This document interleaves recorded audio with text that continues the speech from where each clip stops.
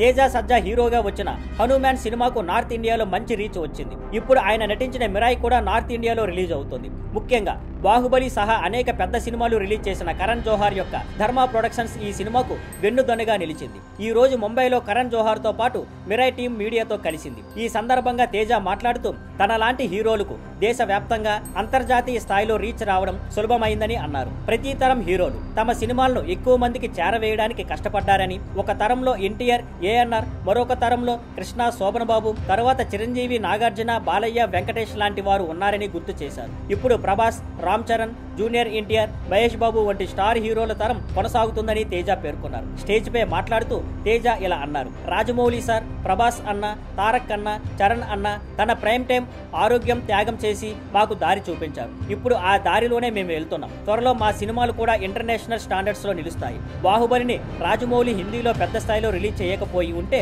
ప్రభాస్ ఈ స్థాయికి రారు.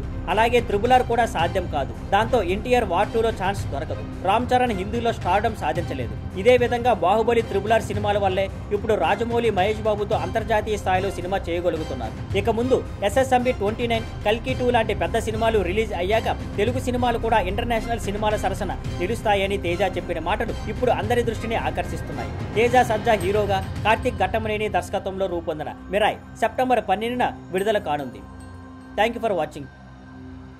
Please like, share and subscribe.